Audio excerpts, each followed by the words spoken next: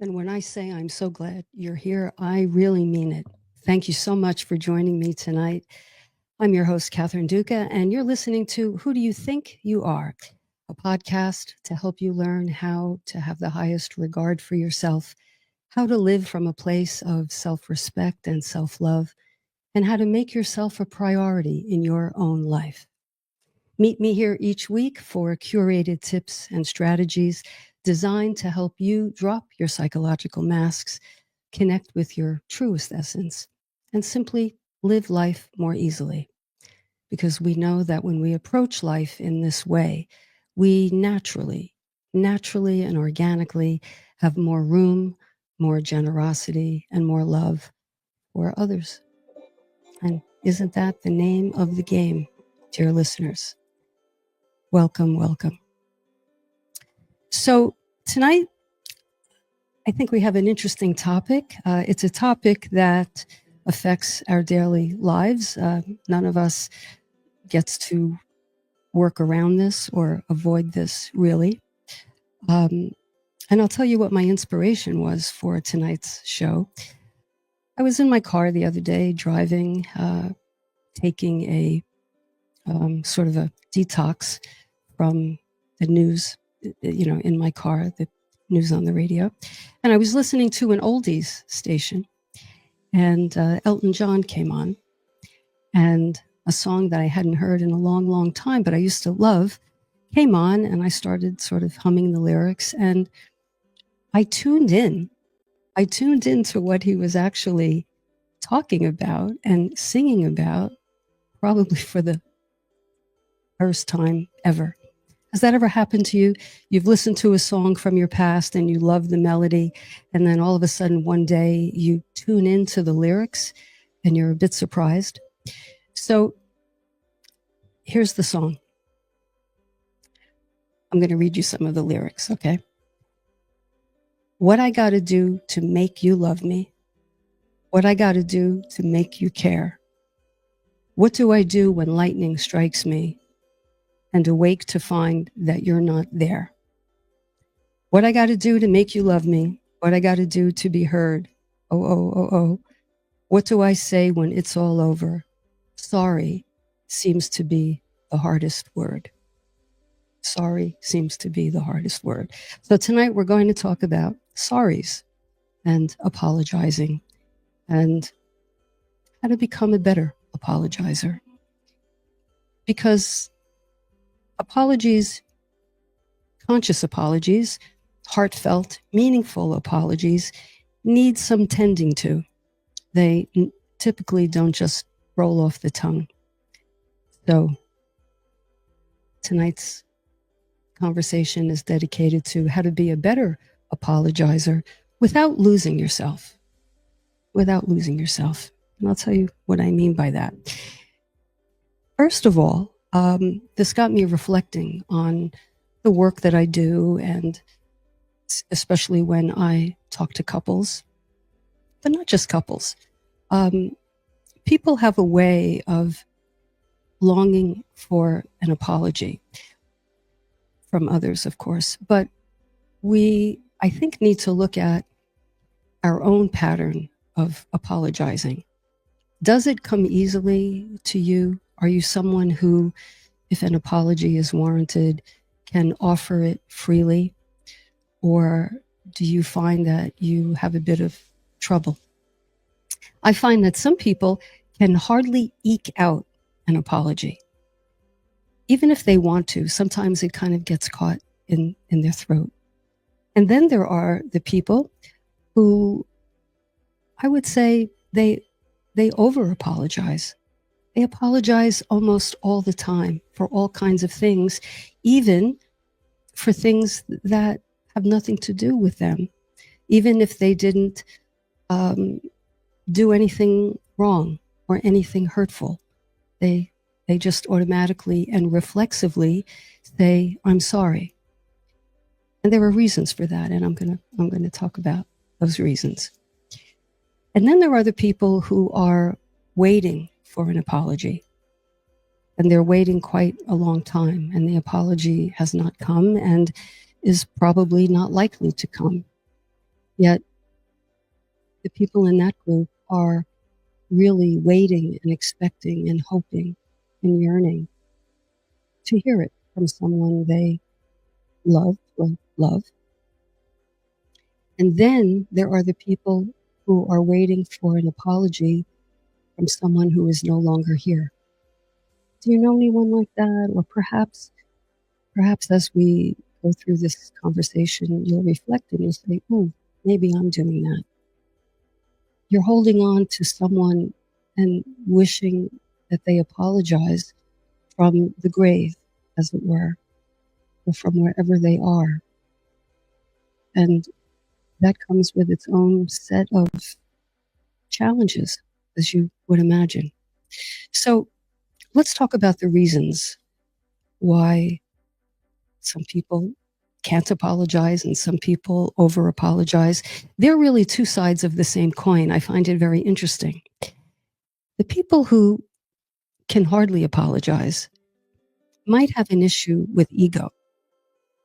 You know, they might be too proud to apologize. They might be too kind of stuffed in their own minds with their own importance and have a hard time admitting that they have flaws or exposing their flaws. So these are individuals who can be rather tight-lipped when it comes to offering an apology. Then the group who apologizes at the drop of a hat, I say, the person who apologizes when someone accidentally bumps into them at the grocery store. Say, you're online and the other person's cart hits your cart. If you're one of those people who says, I'm sorry, when it was the other person who bumped into you, that's a reflexive apology. That's an automatic habitual apology. What are the reasons why some people might do that? Well, could be they don't want to rock the boat. Could be they are looking for validation from someone. They don't want to irritate anyone. They're looking for approval. So these are the people who take the onus onto themselves whenever there's any kind of tension, and they don't allow the other person to grapple with their responsibility. So these are the over apologizers. And I just noticed out of the corner of my eye, we have some people in the chat. Let's get in on the conversation. Still Bill, welcome. Blessings and peace from South Jersey. Okay. A couple of weeks ago, Bill, we said aloha, and now we're going to say, yo, Bill. Welcome. Dawn. Welcome, Dawn. Unfortunately, women more than men do the habitual apologizing. I think that's true. Women tend to be more deferential. Women tend, this is changing, of course, but nevertheless, there's this kind of thread where women don't want to make anyone angry. And then there's the part, I think, where women tend to be more in tune with other people's emotions, and they don't want to step on toes, don't want to offend anyone. So there's sort of a heightened sensitivity, right? Michelle is agreeing with Dawn. Welcome, Michelle. Good to see you here. Bill says, a few years ago, I had to re-apologize to Linda, realizing that I had apologized for what I had done, but had not yet apologized for how what I had done had made her feel. Bill, all right. You're a little bit ahead of me, Bill. That's a coming attraction that I'm going to talk about. It seems as though you apologized for the behavior, but you didn't apologize for how Linda was left feeling in that interaction. So I have that right? Right? So it's important as we go through this conversation to realize, to put yourself in the shoes of the other person on the receiving end of your apology and your non-apology, okay? Because an apology in a relationship is very much a two-way street. And I think under the best of circumstances, two people, two or more, but let's say two people, who engage in the conversation around apology, I think really can help each other get to a deeper place. It's very much a we situation. So often when there's an apology to be had, when it's hovering, so often there's a right and wrong kind of mindset. And we think if we apologize, we're admitting to wrongdoing of some kind, but it doesn't mean we're wrong as a person. And if we don't make that distinction, because I think it is a difference with a distinction, what we did was not great. What we did may have been hurtful. What we did may have been wrong. But that doesn't mean we as a person are bad or are wrong. It's important to keep that in mind. All right?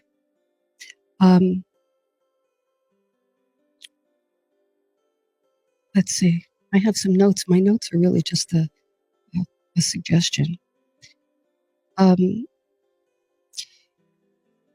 What goes in? Let's talk about what goes into a heartfelt apology. And number one, in order for an apology to be well received, or increase the chances anyway that it's well received, it must be heartfelt. It can't be strategic. It can't be, I'll do this, I'll offer this to get you off my back, or, to quickly move on, because that's not reparative. That's a get out of jail card. And it really doesn't serve anyone. So when we look at the anatomy, if you will, of an apology, it has a couple of key elements. Number one, it requires self-reflection. Even though this wasn't my intention, I didn't mean to hurt you.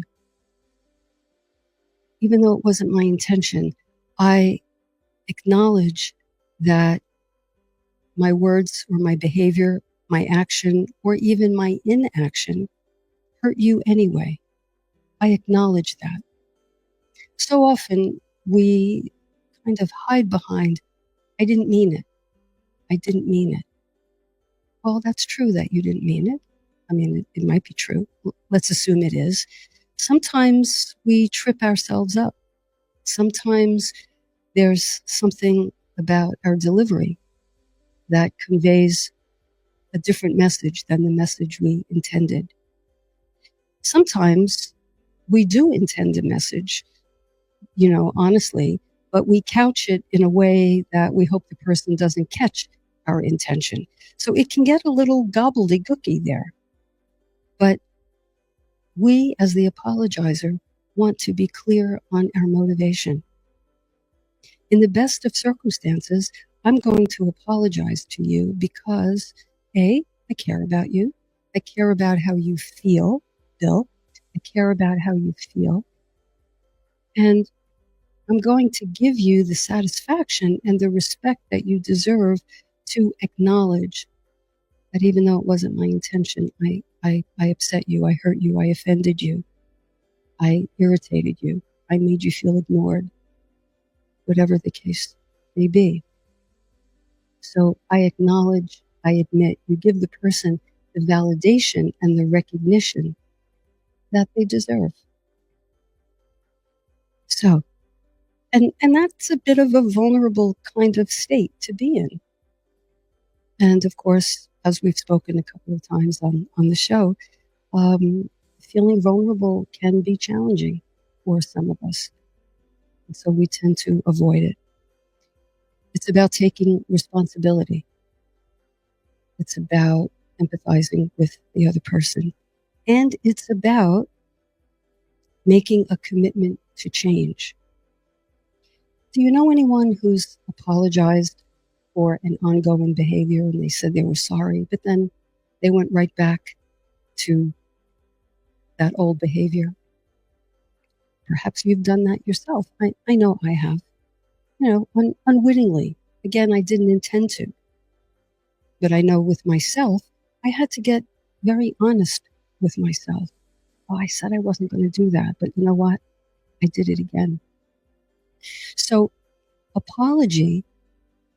Now, if something is a one off and it happened one time and not likely to happen again, depending on the circumstance, and you apologize wholeheartedly for that one thing, then, okay.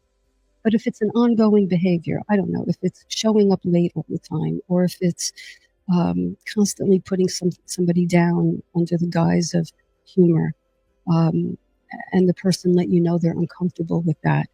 The next time you're in that person's company, you want to be mindful of that. Why? Because an apology without a behavior change to back it up is really nothing more than an empty gesture. And let me tell you something. If we make an empty apology to someone, they feel it in their bones. They know it. And they're not likely to accept it. And then you may walk away feeling, well, I apologize. That person has a problem. He or she didn't accept my apology. Well, you have to ask yourself, how did I deliver it? And what was my come from place? And how did I put it across? So those are just a couple of thoughts on the anatomy of a good apology. Okay. Michelle says, not only feeling vulnerable, but feeling exposed. Of course, feeling exposed for making a mistake, not being on top of something. Right? Patricia, welcome. You say it takes time to reflect on an apology. So when we are asked to apologize for something immediately after the offense, is it okay to reflect on it? That's a great question, Patricia. I think it is.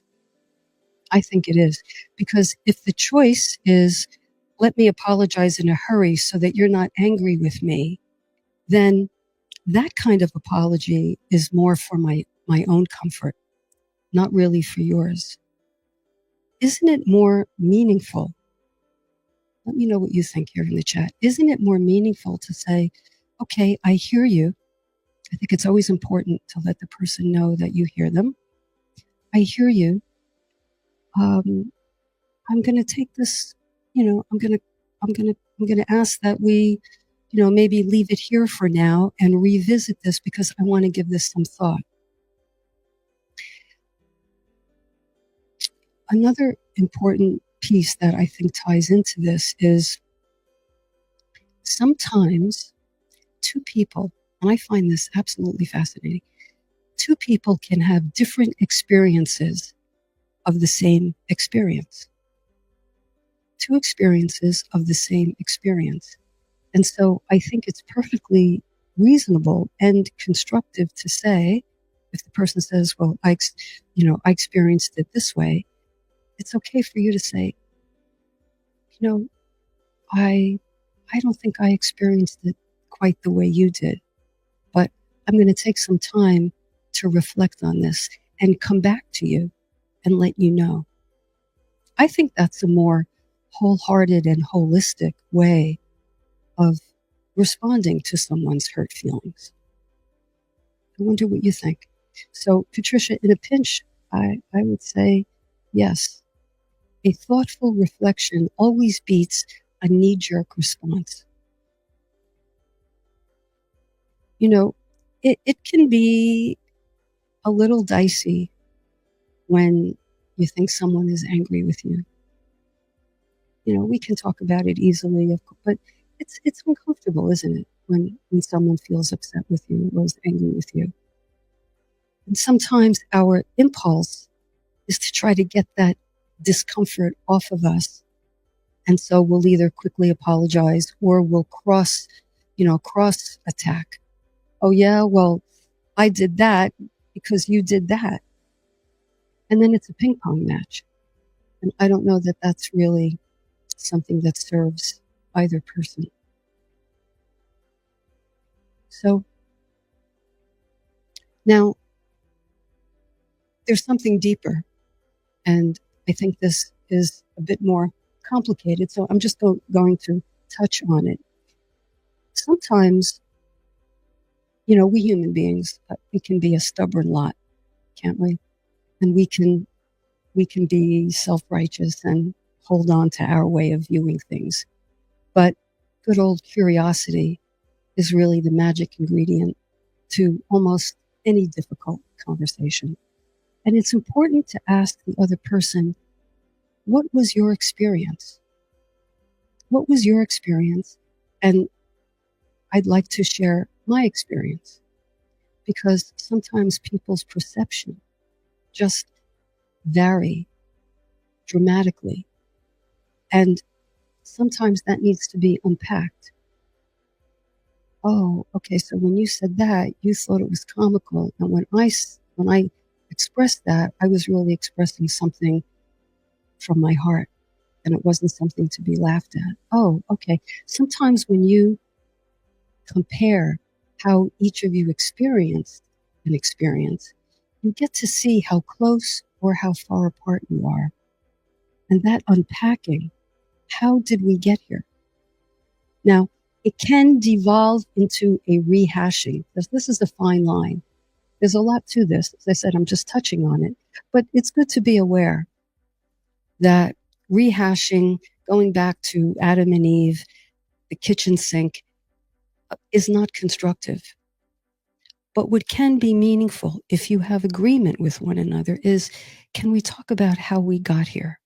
Where did things go off course? Because sometimes if you can identify that, you have an aha moment. Oh, I see. I see. You heard me say this, and I thought I was expressing that. That's where well, no wonder. If you thought I said what you thought I said, no wonder you're upset. I'd be upset too if I heard that. May I have another chance to express myself? May I do so more carefully? This is what I wish I had said. This is what I wish I had done. I regret that I didn't. And that can be an acknowledgement that can be meaningful to both parties. Something that gets a little stickier is when, as human beings, we can distort things. We can misread facial expressions, right? Who hasn't done that? We can misread tone, misread body language.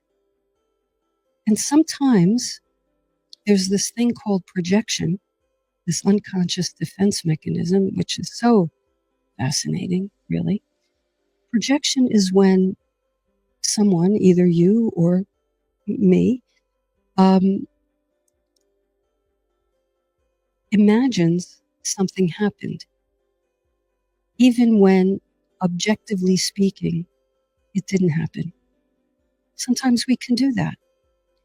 And so if you're projecting onto someone else something that they didn't do, that person may, I'm going to say rightly, have difficulty apologizing. Because in that projection, you may have taken something from your past and, without realizing it, kind of put that on the other person and thought you heard them say something, or thought you heard them mean something that they didn't say. Well, sticky, definitely sticky, but not unresolvable. If you can say, listen, my reason for bringing this up is to clear the air. My reason for bringing this up is to make the atmosphere between us better. I'm not doing this to play gotcha. I'm doing this in the spirit of understanding. So I know that's what you heard. I don't recall having that thought. That wasn't my experience. But I understand that you felt hurt in that moment. I call that acknowledgement. A real, wholehearted sincere acknowledgement. So, I mean, without splitting hairs here, is it an apology or not?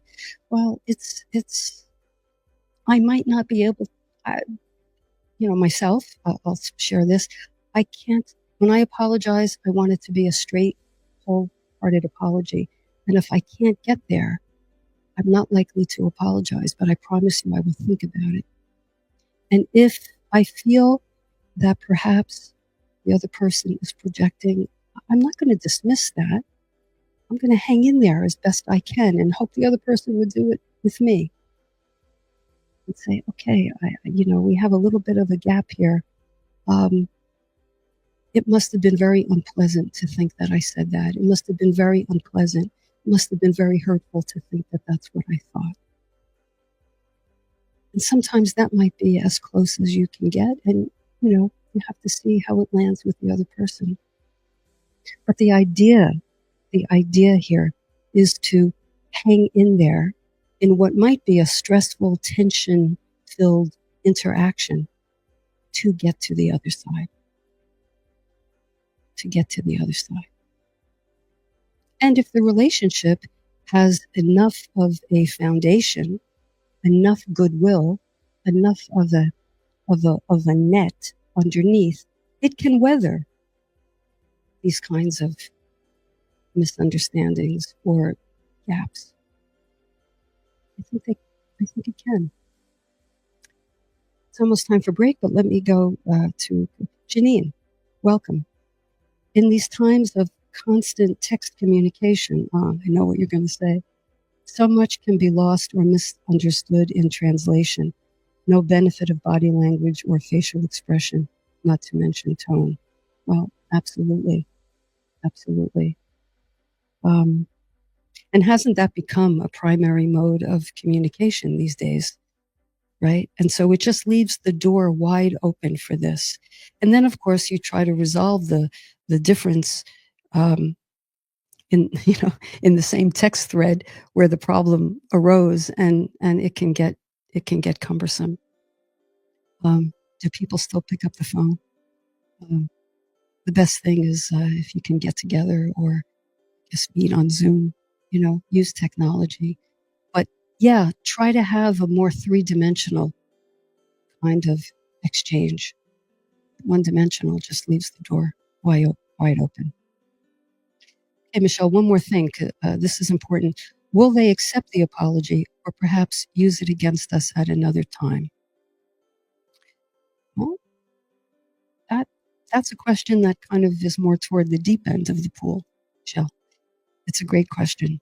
What if they don't accept the apology? Or if they use it against us at another time? Well, that begs for a sequel, doesn't it?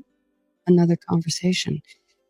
I wonder how they could use it against. I suppose if someone said, well, you apologized for this last time, but you're doing it again. Could that be what you mean by using it against you? Because that might be something that if you're a repeat offender, unwittingly, unintentionally, you have the room to say, I wanted to be more mindful, and I thought I was, but I have more mindful to be.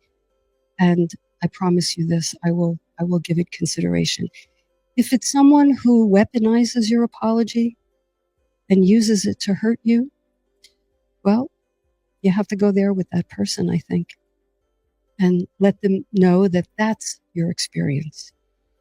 Hey, look, I made a sincere apology, and I have the feeling I have is that you're using it, I feel like you're using it against me. I don't know if you are, but that's my feeling. Can you think about that for me, please? Can you reflect on that? And see if the two of you can go to that level together and have not a ping pong match, because that's, yes, you did, no, you didn't, but a volley, a truthful and honest back and forth. So this whole thing is part of conflict resolution. It's part of going deeper with someone. It's part of having a cleaner, relationship with someone. Who would disagree? When things are cleaner, life simply works better, right? So Elton John, these lyrics, I meant to say this before, but what I got to do to make you love me. See, this is part of the problem. What I got to do to make you care. Hey, if I have to try to make you love me or make you care, there's something wrong, isn't there? We can't make anyone love us, but I'll tell you the truth. We try, don't we? We try. And sometimes not apologizing, over apologizing is our way of holding on to someone, trying to get something from them, trying to get us, trying to get them to love us. In a way, it's a kind of manipulation. I call it a manipulation dipped in chocolate. It's not like an ugly outright manipulation, but it's a little bit steering of the interaction so that I stay comfortable. So what I got to do to make you love me? Nothing.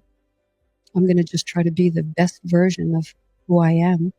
And in so doing, if you're my friend, I'd like to try to help you be the best version by virtue of being honest, being authentic, being who I am. I invite you to do the same. I'm not going to try to get you to do anything. I invite you to be in my presence. I invite you to be in my orbit. I'm glad to be in yours. And let's go from there. So, Elton, I love you, but I take issue with a couple of those lyrics. So, friends, with that, let's take a break. It's a lot to digest. I'm sorry if I went a bit long on that. There's a few more comments in the chat. Janine asked Michelle, do you mean like, wait, it just jumped. Do you mean like if they repeatedly remind you of your past mistake? And Michelle says, people might worry about how the other person will respond, whether they'll accept the apology or use it and manipulate at another time. Yeah. Well, again, we have to be in our own lane on that, I think.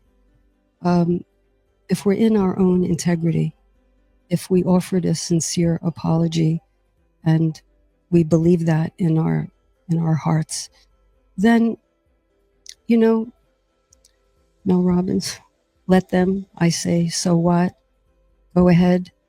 Not that it wouldn't pinch, because it would, but I guess you could say, again, I offered it sincerely. Can you let me know why you're going back to that? And, because I thought you accepted my apology last time, but I'm not so sure you are. Is there more you need to hear from me? I mean, I would add that. Is there more you need to hear from me? Or, can you tell me why you're bringing it up again? Well, you're doing it again. All right, well, if that's the case and you're doing it again, then you have to look at that. So in the volley, hopefully each person is motivated to self-reflect. We humans, we're great reflectors on what the other person does, right? We're not such great self-reflectors all the time. It takes practice and it takes willingness. Okay,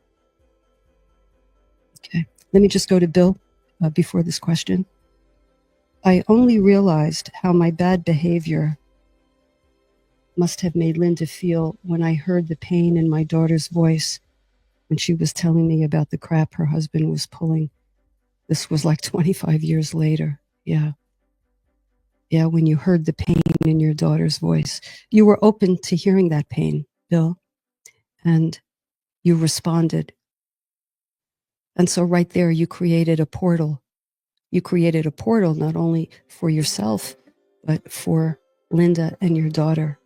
And although I don't know the details, of course, just hearing that tells me that you honored all three of you there. Yeah, we have to hear with with our inner ear and see with our inner eye. Thank you. Thank you, Bill. Thank you, everyone here.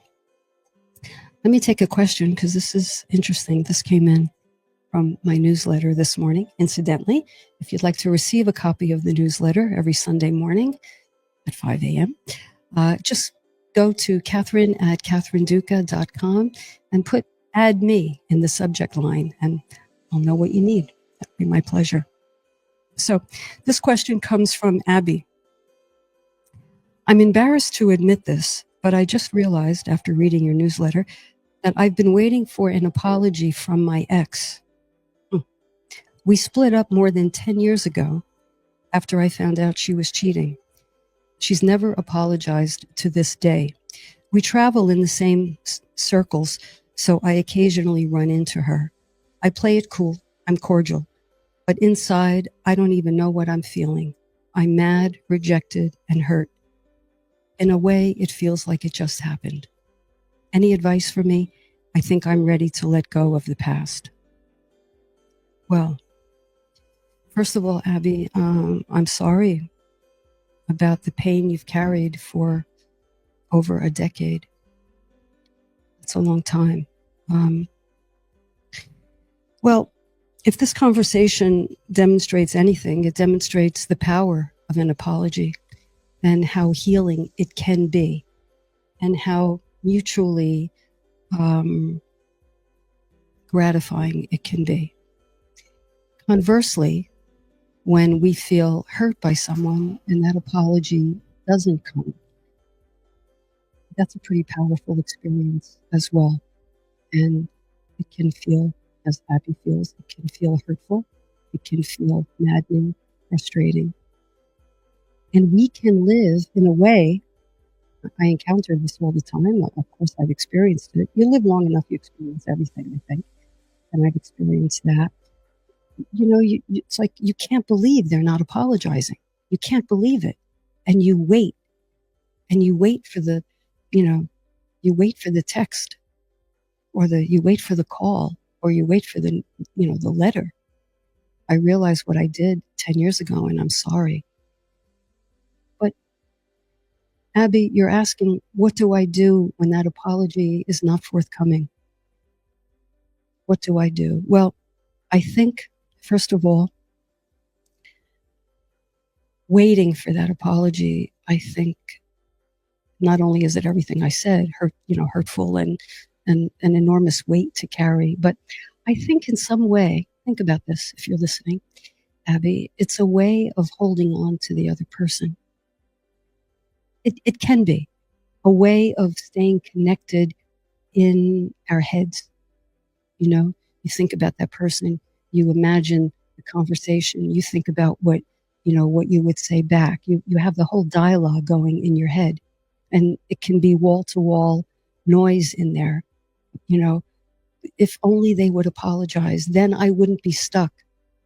Then I could move on with my life. So one aspect of it is a way of holding on and not letting go mentally, emotionally, spiritually. And another way is to believe, I would say misguidedly, though I've done this myself, that were you to receive that apology, you could then move on. Also, does that mean you're never going to move on if you don't receive it? Abby, I think the best part of your question is you're ready to let go of the past. If you're ready to let go of the past, then I say let go of the past, because that's a choice. It is a choice. It may feel initially as though it's involuntary, as though you can't help but think about it. You can't help but long for that apology. But if you pull back, I think it's really a choice. And I'll bet that there's a leak as a result in your own living. There's a leak going out to that person in your imagination of what she's thinking, what she's doing, and how could she not see that she hurt you?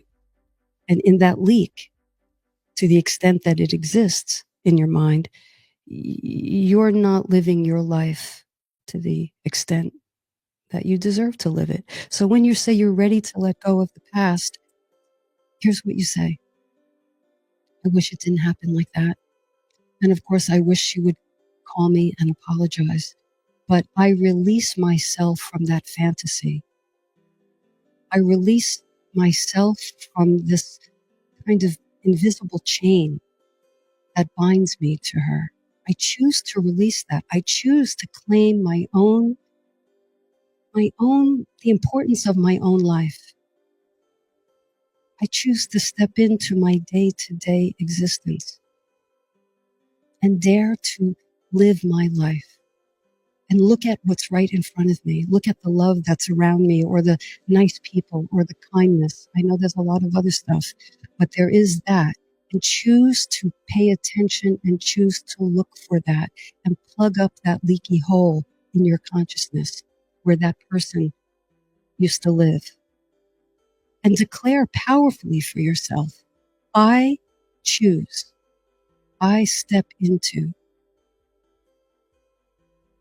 And you know what? Here's a radical thought. And if anybody said this to me years ago, I don't know. I don't think oh no, I would have reflected on it, but I would have gulped first. Bless that person. Why should I bless that person? She treated me unfairly, unkind. Bless that person. Why? Because it's good for you. It's good for you.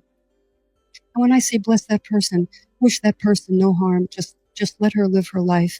Let her, it's by taking back your power, you simultaneously in your mind allow her to live her life, whatever that means, whatever she encounters, whatever. Bless her. Because in doing so, you will free yourself. And if you do it once and it doesn't stick, do it again and do it again. And I'll tell you something. Abby was, maybe I could say was, as a result of maybe thinking about this conversation, soon to be was, holding on for 10 years. I've talked to so many people who hold on to loved ones who are no longer here, waiting for that apology to come from the grave or the other side, That's a tough one. That's a tough one because well, I do believe, I do believe that everything is energy, and loved ones who are departed, I think they're around. And I think that wherever their energy exists, there are no grudges in that space. And there are no conflicts in that space. So maybe you can think about that. But on the more concrete level, if you're waiting for someone who's gone to apologize for their transgressions, you have to do what I suggested Abby did and honor your hurt and let them go. And if you have unresolved grief, if there are unresolved things you need to say, you might want to write them down. You might want to express them. You might want to give yourself that kind of closure. In a situation like that, if you were to write it down or have an imaginary conversation with them, it really can't be two-sided, can it? Because they're not here to answer. Unless you're having a conversation with their spirit. Otherwise, if you ask questions, why did you leave me? Why did you hit me? Why did you ignore me? Why did you belittle me? You're not going to get an answer. But what you can say is, I have felt this way for so long, and time has stood still for me, and I'm ready. I'm ready to say enough of that, and I'm ready to cut the cord.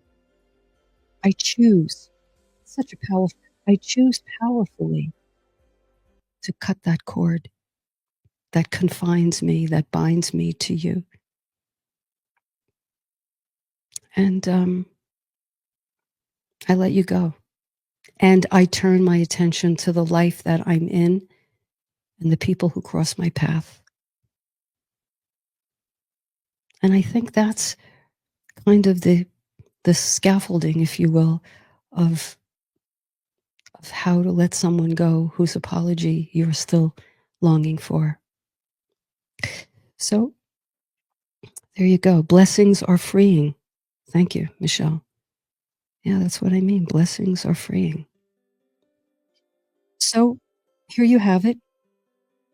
The art, the power of apologizing, the power of letting an undelivered apology go, and the power of apologizing to yourself, perhaps, for holding on for so long and waiting for so long and missing opportunities for so long. This is not to say beat yourself up.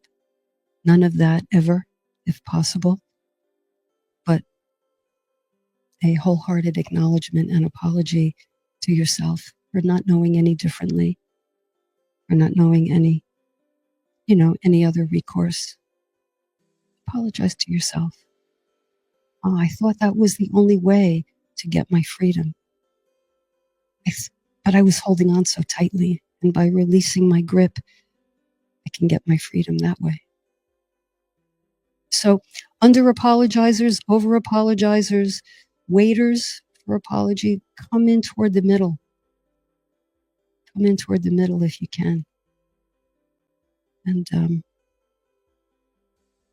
let's all try to be in alignment, have our behavior match our values and our highest selves,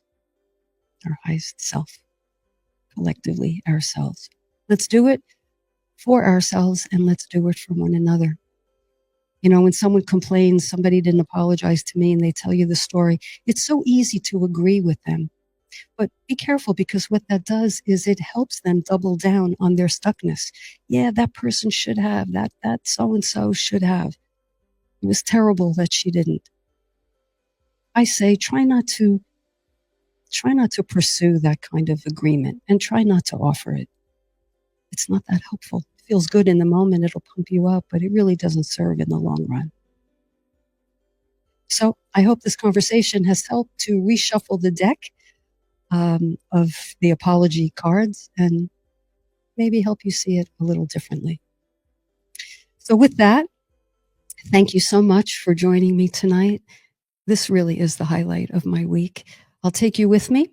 I hope you do the same. Take each other with you and have a beautiful, conscious, intentional week. I'll look forward to seeing you next time. Till then, you're listening to Who Do You Think You Are on New Thought Media Network. Take care and good night.